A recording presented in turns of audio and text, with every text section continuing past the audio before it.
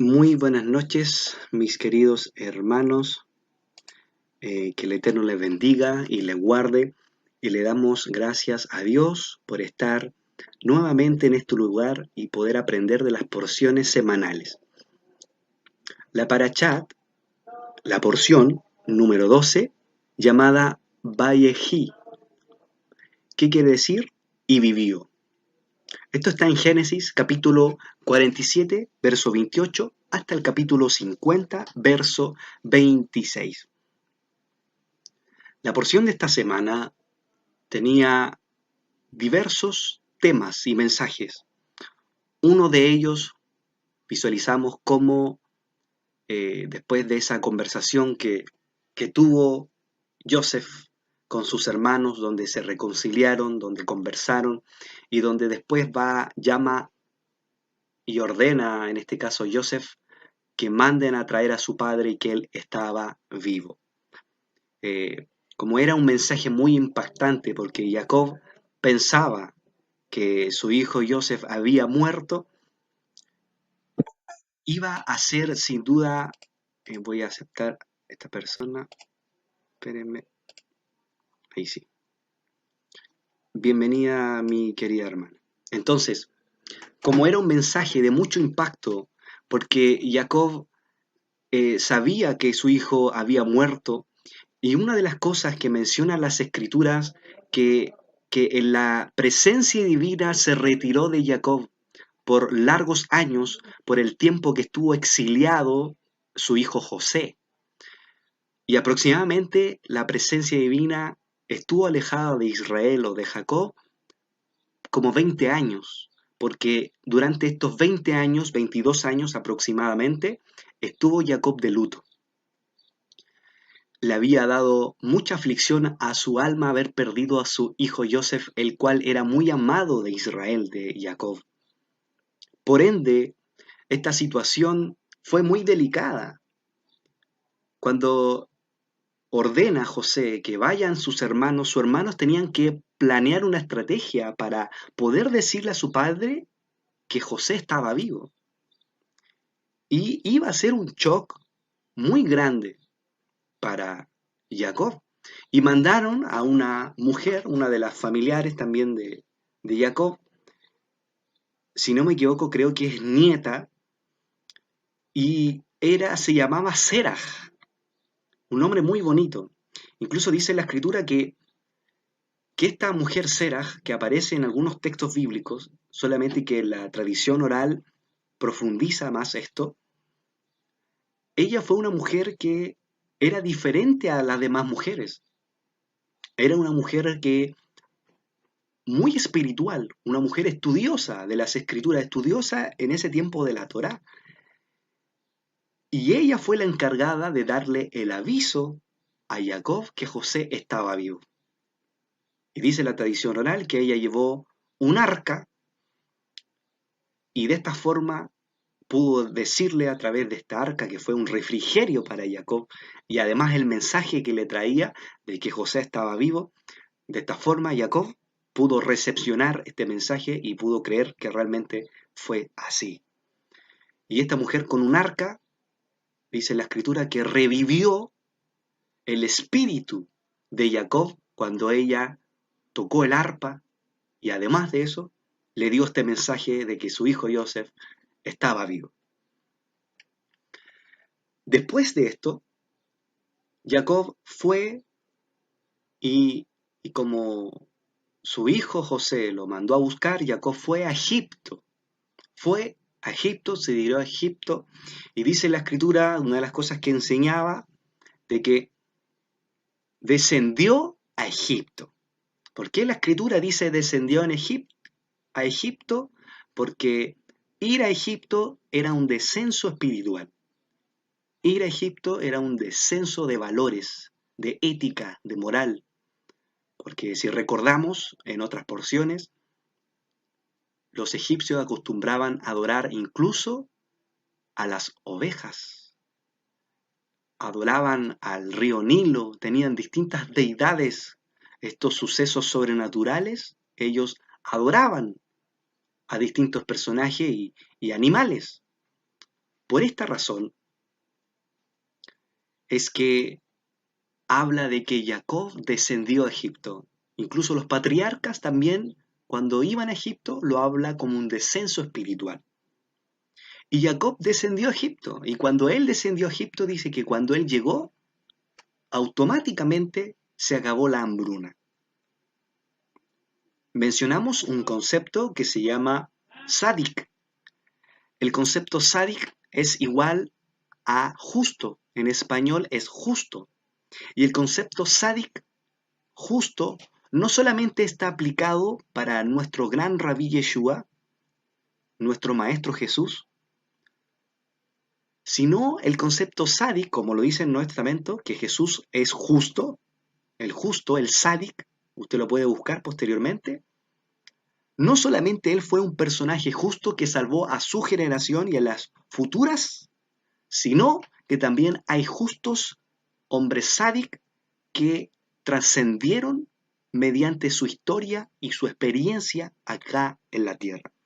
Uno de esos sádic fue Abraham, quien al venir a la tierra pudo reparar ciertos daños que causó Adán y Eva cuando cayeron en el Edén.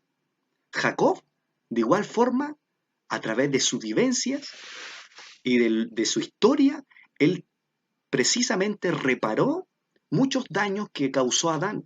Y todos estos hombres, que fueron hombres íntegros, que buscaron a Dios, que se sumergieron en el estudio de las Escrituras y de la Torá, fueron sádic, fueron justos. Y dice la Escritura, y más bien lo que dice el pueblo de Israel, que un sádic es capaz de salvar a su generación por los méritos de un sádic. Interesante y maravilloso este tema de entender esto.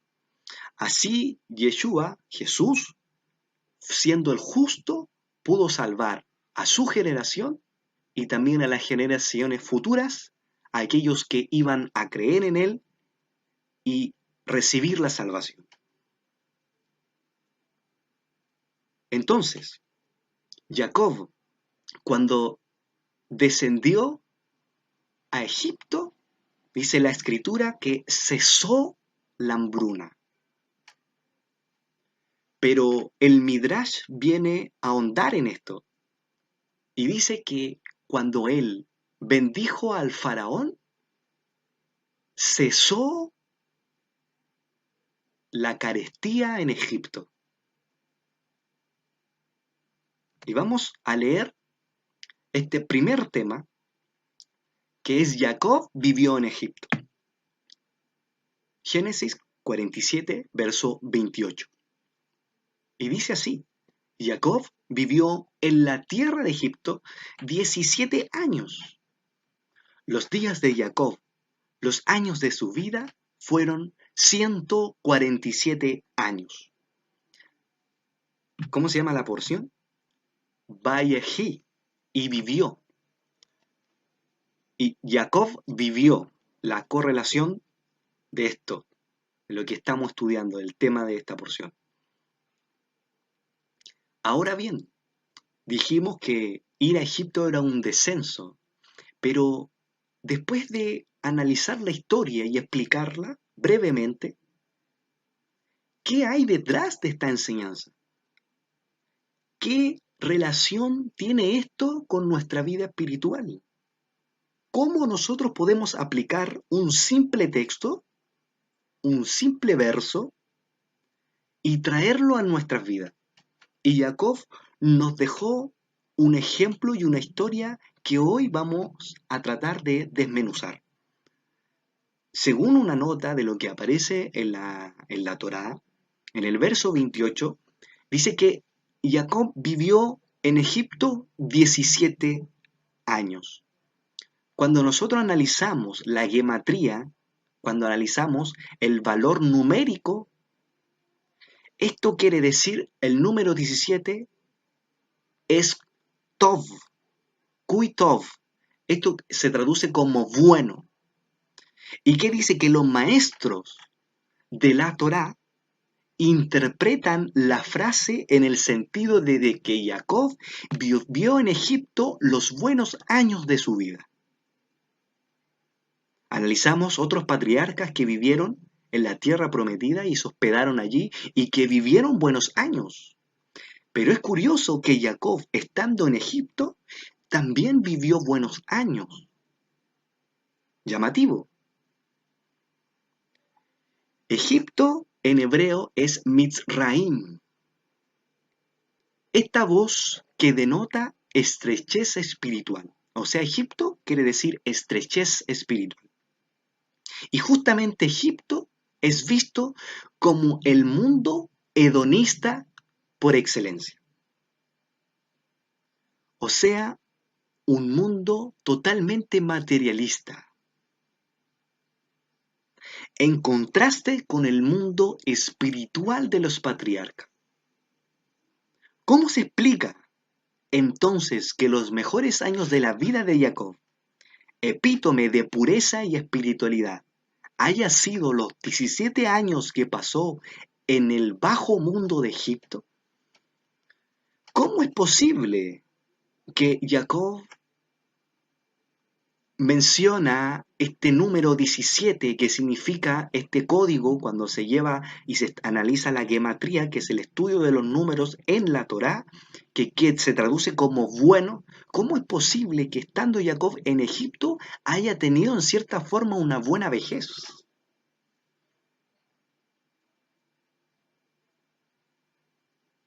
Esto tiene una similitud a nuestra alma.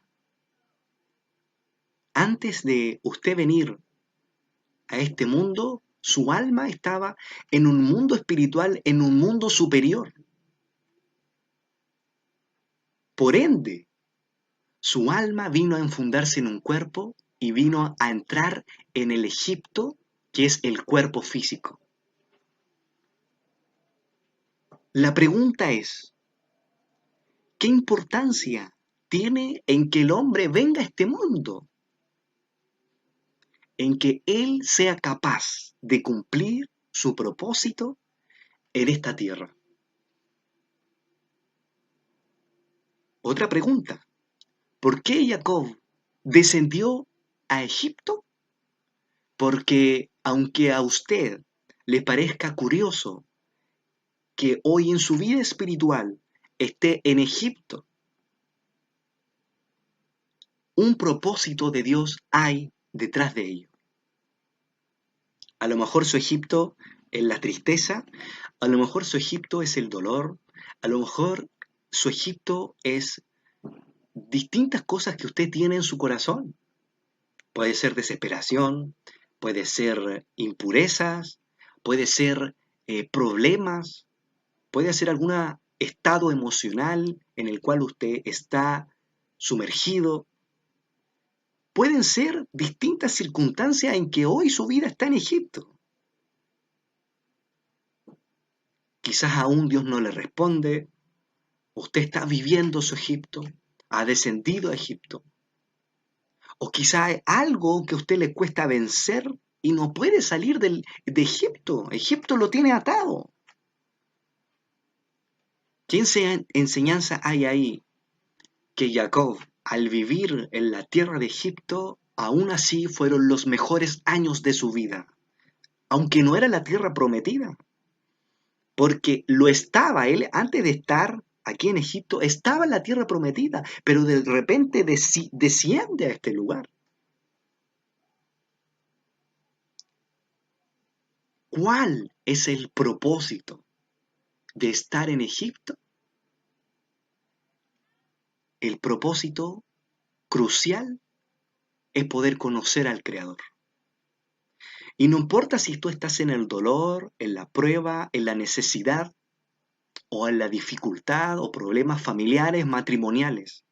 El propósito de Dios de llevarte a Egipto es de entregarte una enseñanza. Y que lo malo en que pueda aparecer Egipto, Él lo pueda transformar a algo bueno. Y brindarte una enseñanza espiritual. Egipto era un lugar terrible para Jacob.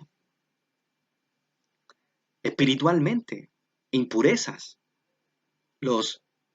Usualmente los egipcios adoraban a los corderos, tenían distintas deidades, si analizamos la historia, habían muchos brujos, hechiceros, era un tema espiritual tremendo, incluso habían sacerdotes que no pertenecían al sacerdocio espiritual de Israel, era otro sacerdocio que mantenía el faraón. Por lo tanto, el aspecto espiritual de Egipto era terrible en todas las esferas espirituales, era un lugar de descenso espiritual, de un descenso ético, un descenso moral. Pero ¿cómo es que Jacob vivió los mejores años de su vida estando allí?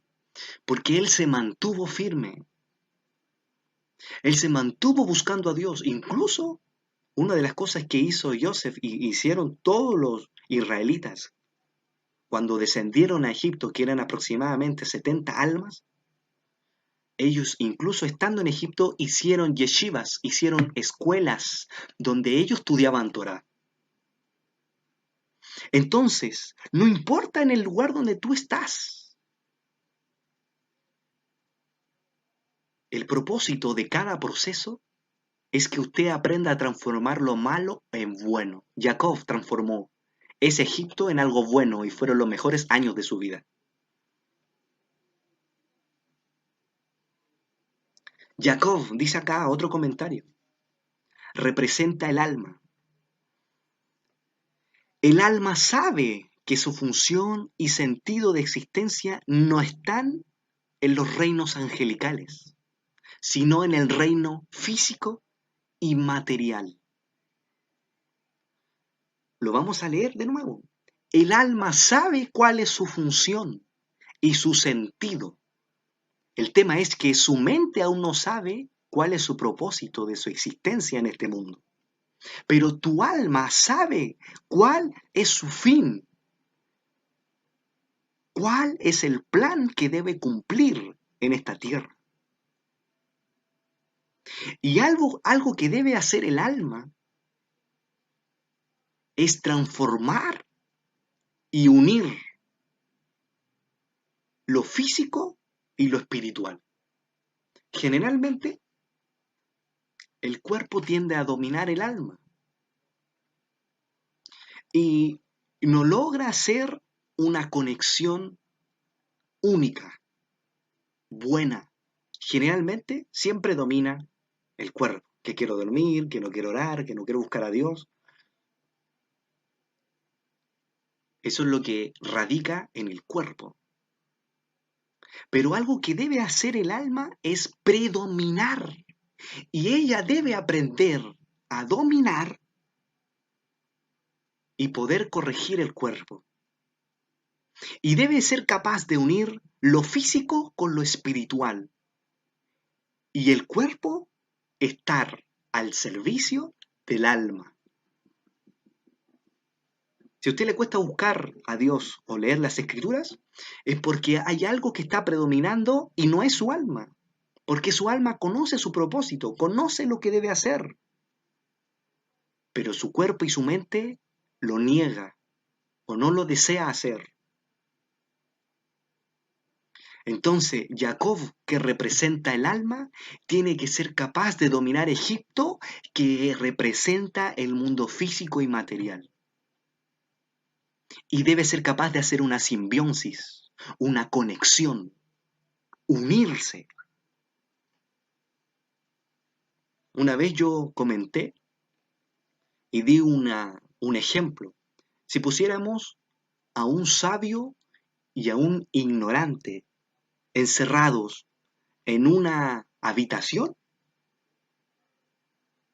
¿el sabio se va a tornar más ignorante? ¿O el sabio va a llevar al ignorante a la sabiduría?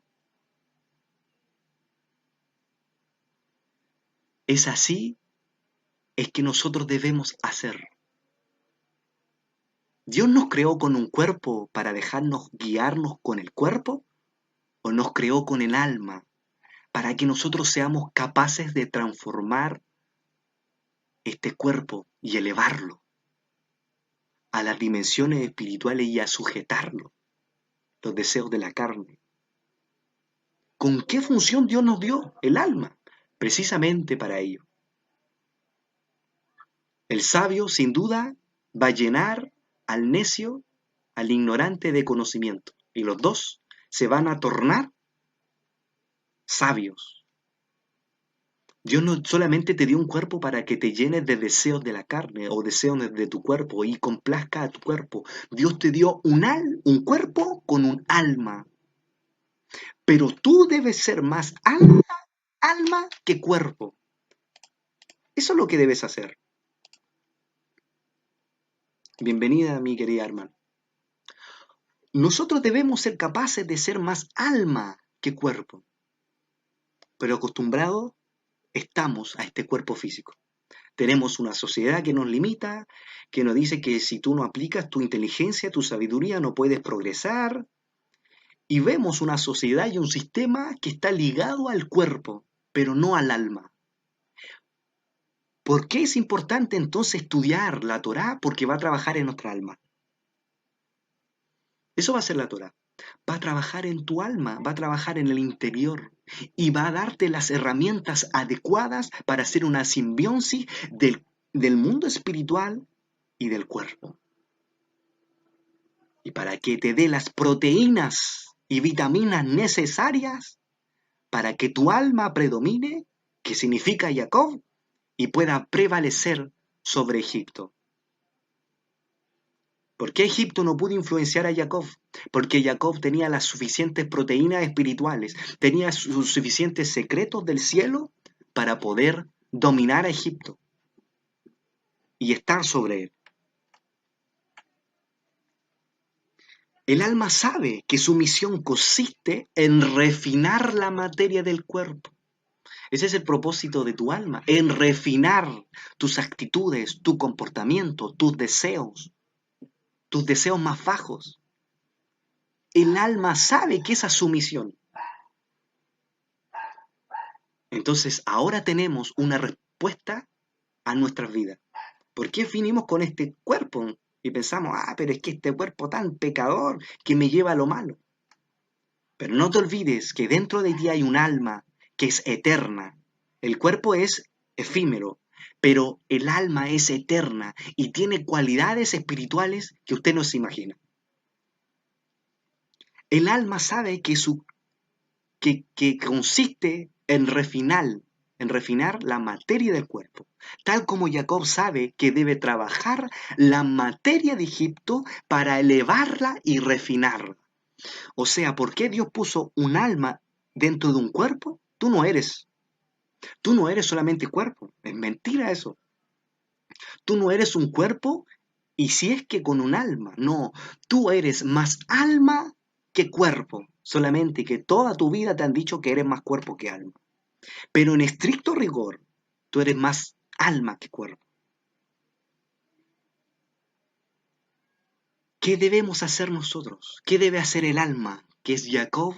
Debe trabajar la materia de Egipto para elevarla. O sea, tu alma debe ser capaz de elevar y refinar tus acciones de tu cuerpo. Ahora, ¿cómo alimentamos el alma? La alimentamos y le damos vitamina y proteína con el estudio de la Torá. De esta forma, ella va a tener todas las herramientas para trabajar y refinar el cuerpo. Y por eso dice aquí, y por eso los 17 años que permaneció Egipto fueron los mejores de la vida de Jacob. Porque justamente allí, en el bajo mundo de Egipto, que representa el cuerpo, pudo él cumplir plenamente con el objetivo por el cual fue creado. O sea, si Dios te dio un cuerpo es para que tu alma predomine sobre el cuerpo y así puedas cumplir tu propósito. Ahora bien, si tú estás en Egipto, en el Egipto de la tristeza, en el Egipto del dolor, de la angustia, de la desesperación, de la prueba familiar, espiritual, emocional, matrimonial, si Dios te envió a ese lugar, fue para que tú puedas cumplir con el objetivo por el cual tú fuiste creado.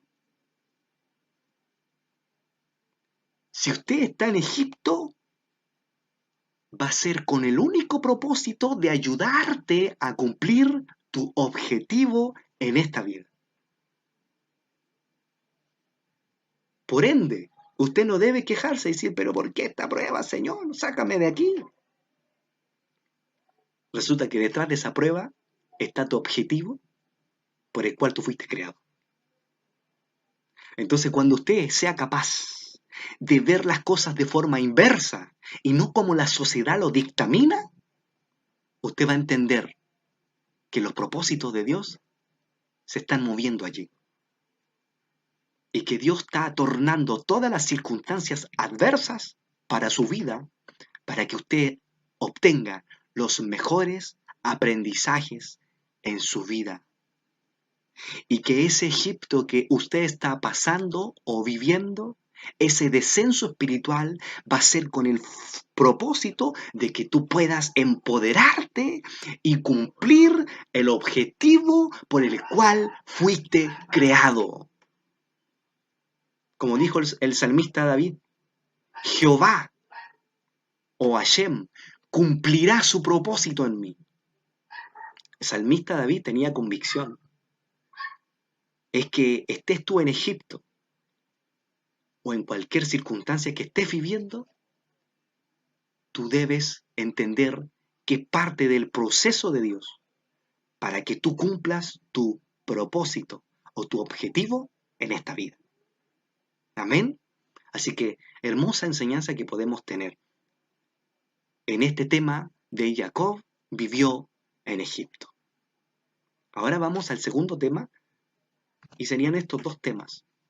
Ya no tenemos más para no alargarlo. El segundo tema se llama Berajot. ¿Pero qué es eso, hermano? No entiendo esas palabras media extrañas. Berajot quiere decir bendiciones. Berajá es bendición en singular y Berajot es bendiciones en plural.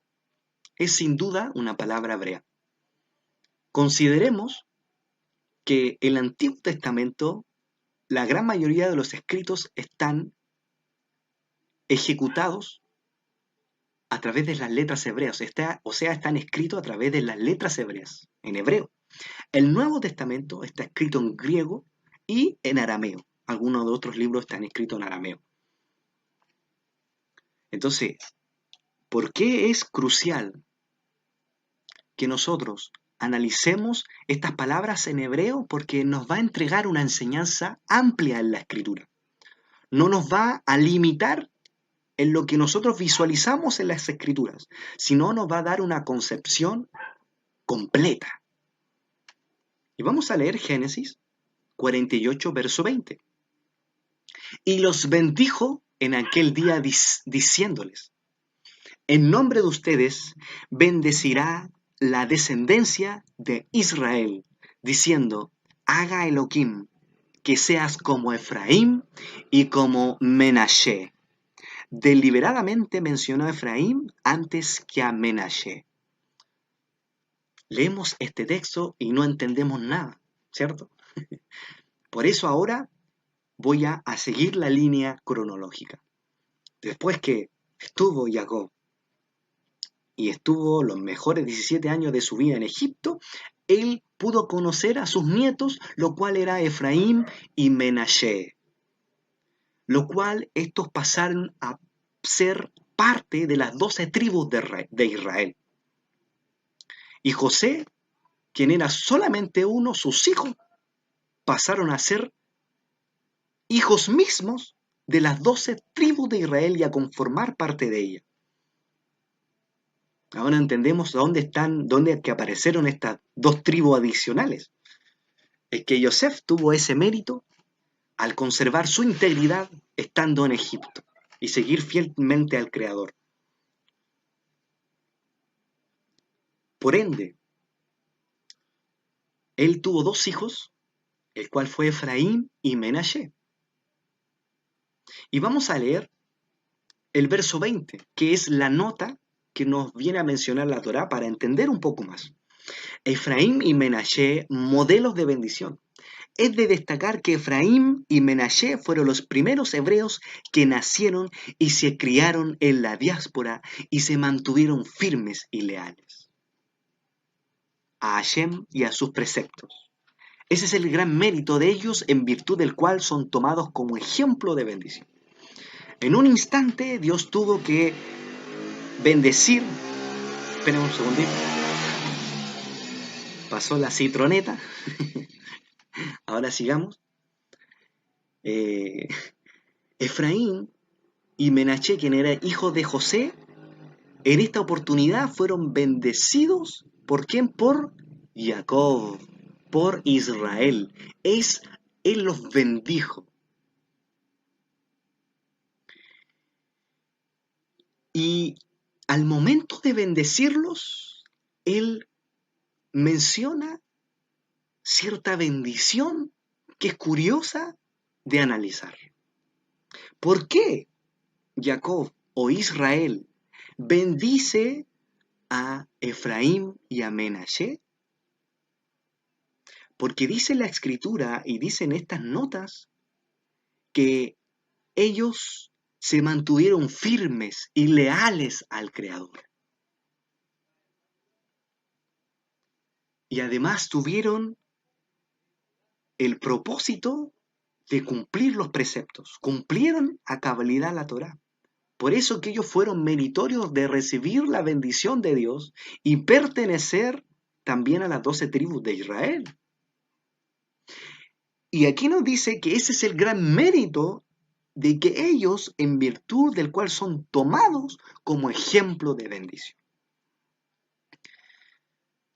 Así que este verso nos viene a enseñar otra cosa.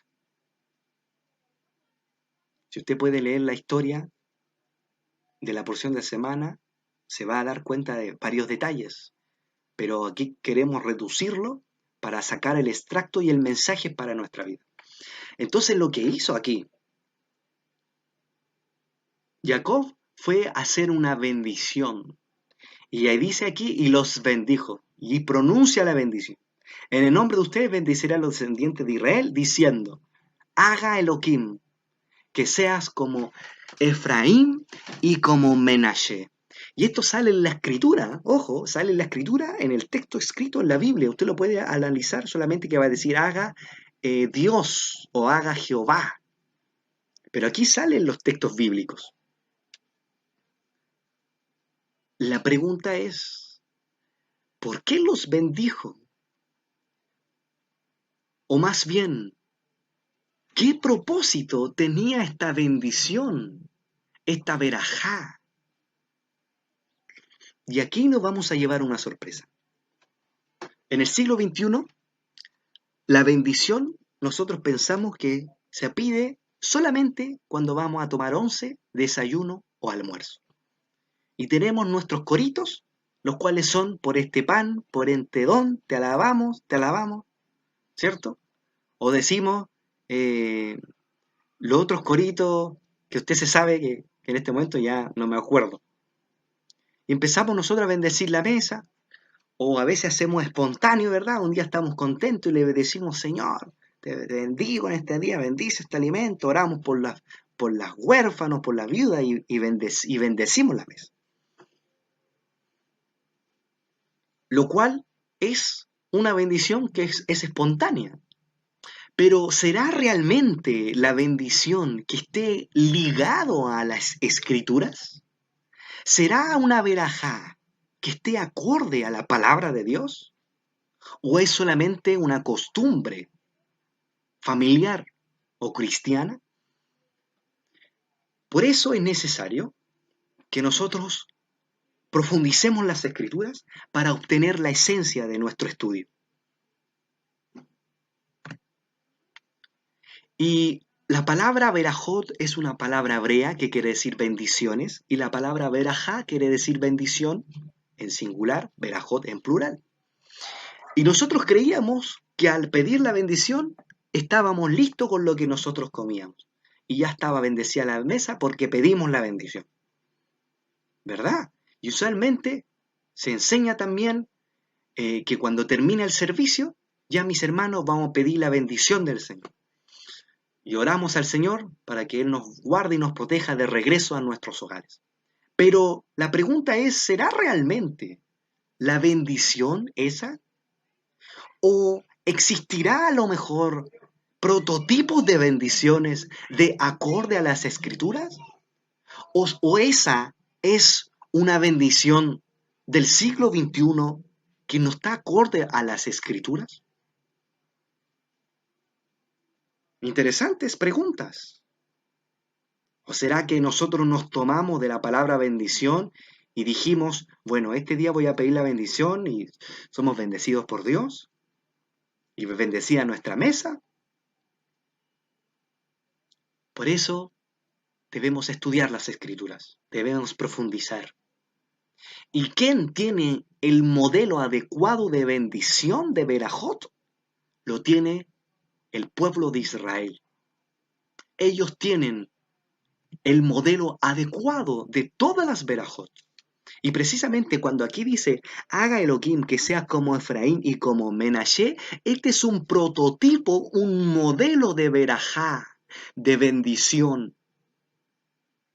¿Y quién tiene todos los prototipos originales de Berajot o Berajá? Lo tiene Israel. Si analizamos quién era Jacob, era judío, era israelita, por lo tanto ellos tienen el verdadero prototipo de cuál debe ser nuestra bendición. Existe un libro que incluso tienen los judíos que se llama Seder Berajot.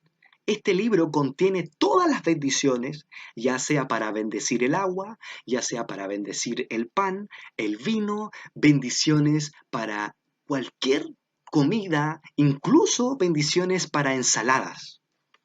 Todo lo que se le ocurra, ellos tienen bendiciones para cada suceso de su vida y para cada situación. Y precisamente ellos tienen este Seder Berajot en hebreo, en español este Seder de bendiciones. Seder significa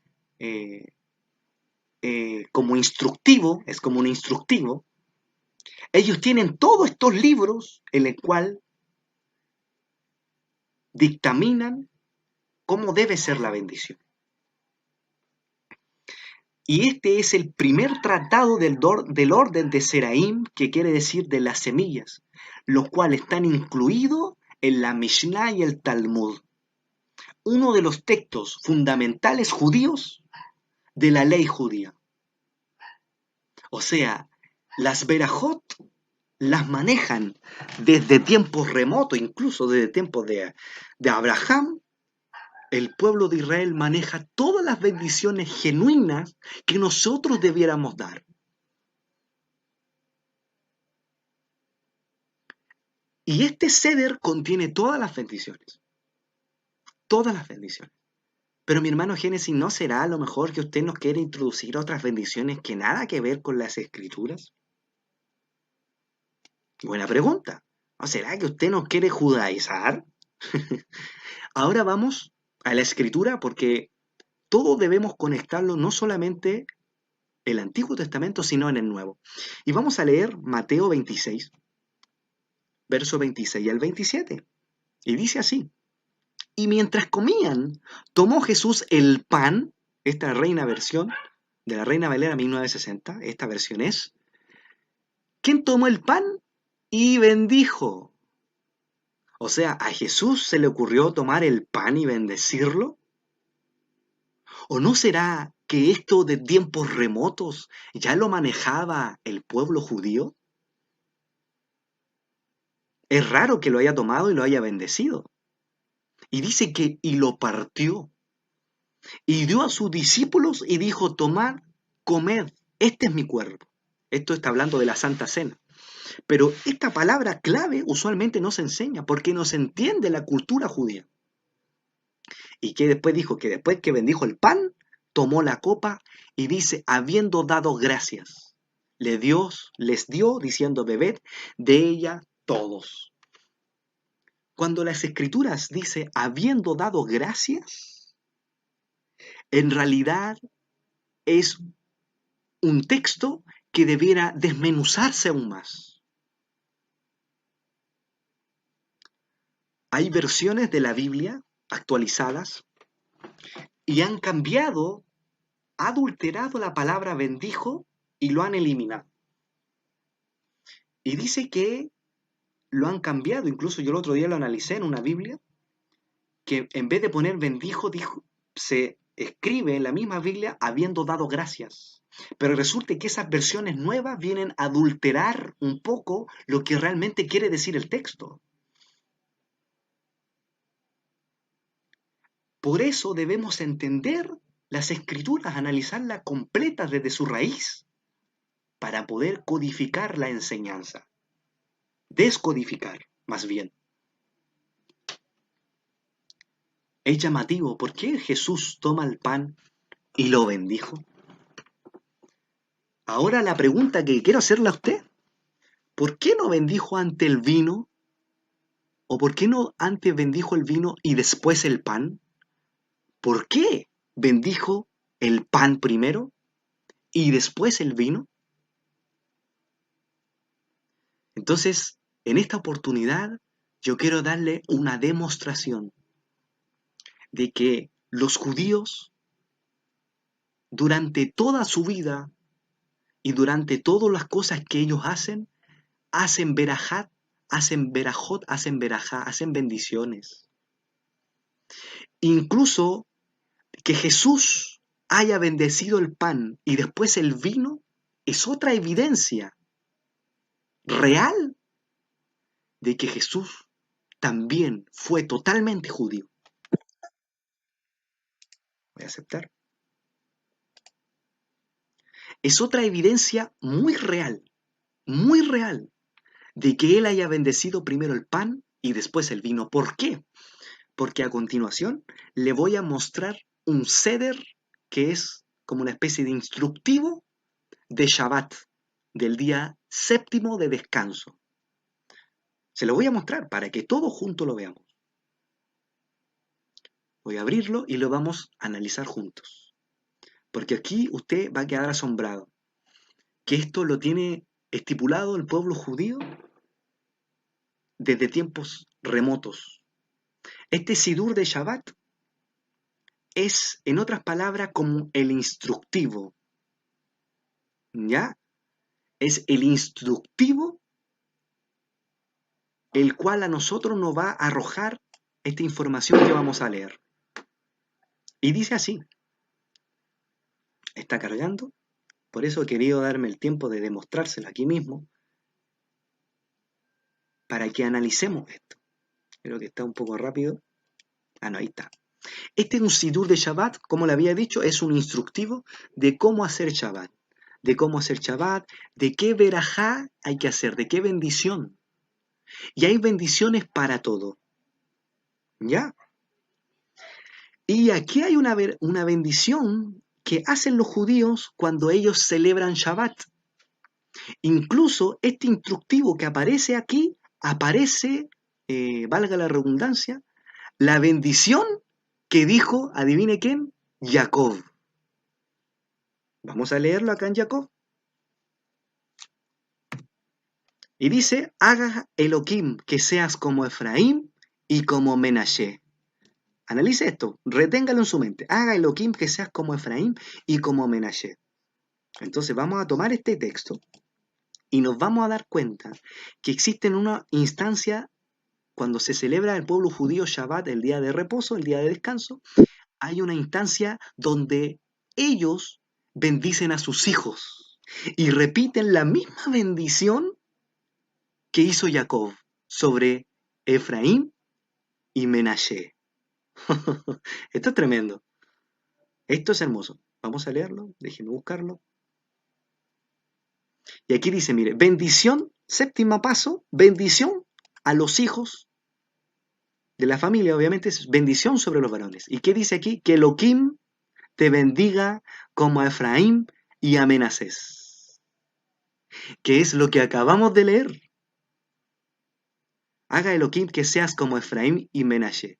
Solamente que ellos lo modificaron poniendo como la bendición, que Elohim te bendiga como Efraín y Menashe. Si nosotros conectamos, es la misma bendición sobre los hijos. La misma que el pueblo judío conserva hasta hoy y que Jacob sabía. ¿Y cómo sabía esto? A través de la transmisión oral, que es lo que yo tantas veces he mencionado, que viene a complementar lo que nosotros estudiamos. Entonces, cuando nosotros le hemos dado gracias o dio gracias, en realidad Jesús estaba haciendo una bendición. No sé si se va extendiendo hasta ahí, si me pueden hablar o preguntar. Si me expliqué bien, por favor. ¿Hay alguna duda con todo esto? Porque es mucha información. ¿Alguna duda por ahí? ¿O se entendió, por favor? Si se entendió.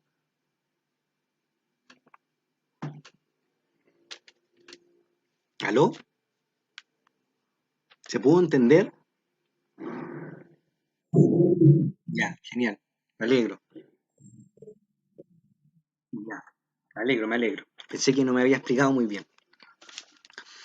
Entonces, rebobinando un poco, el tema que estábamos tomando de Berajot es que Jesús hacía estos tipos de bendiciones que están estipulados desde tiempos remotos en el pueblo de Israel y que no es cualquier Berajot, no es cualquier bendición.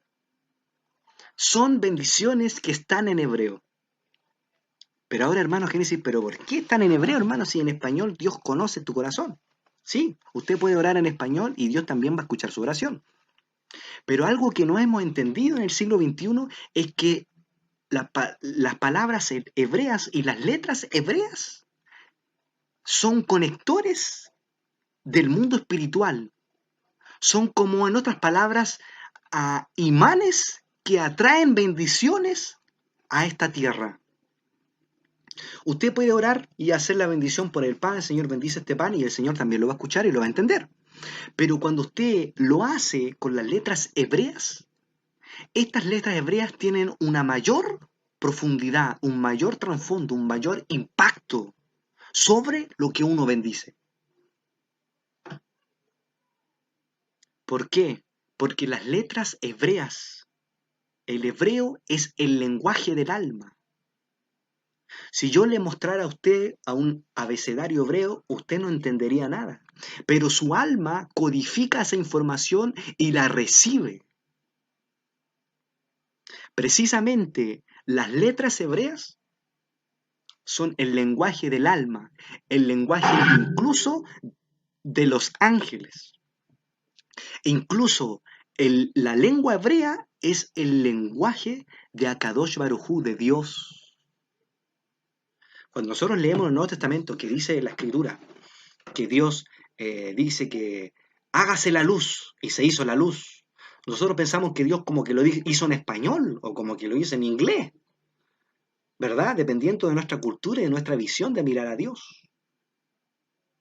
Pero en realidad Dios usó todas las letras hebreas para crear al mundo.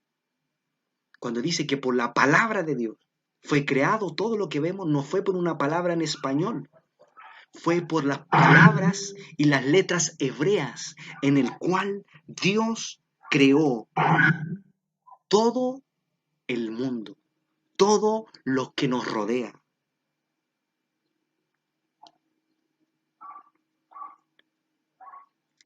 Ese es el poder de las letras hebreas. Es el lenguaje de tu alma, es el lenguaje de los ángeles y el lenguaje de Dios. Dios, a través de las letras hebreas, creó el universo, creó la tierra. Porque las letras hebreas son fuerzas espirituales que usted no se imagina. Por ende, usted puede hacer una bendición normal en español, pero cuando usted bendice a través de las letras hebreas, cierta verajá, cierta verajot, usted altera esa materia y esta materia se llena de bendición. Le voy a hacer le voy a contar una ilustración que fue real. Una vez se hizo un experimento entre, se hicieron dos experimentos. El primero fue que pusieron un agua, ¿cierto?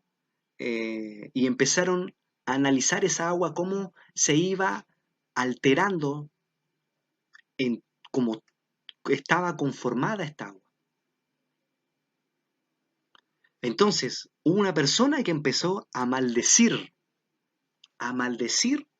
esta agua. Y cada vez que la maldecía, el agua iba tomando se iba como pudriendo. Y el agua llegó al punto que de tal forma se maldijo que los científicos lo analizaron y esta agua estaba totalmente putrefacta por todo lo que maldicieron esta agua. Y también hicieron un experimento también. Ciertos científicos analizaron las partículas del agua y analizaron antes y después de una bendición de un rabino, que la hizo en las letras hebreas. Antes funcionaban las partículas del agua normal, no había alteración de nada, pero cuando el rabino hace la verajá, la bendición por el agua, las partículas del agua tomaron otras propiedades y se llenaron de luz. Y cuando los científicos analizaron este experimento, se dieron cuenta que el agua estaba llena de luz en sus partículas.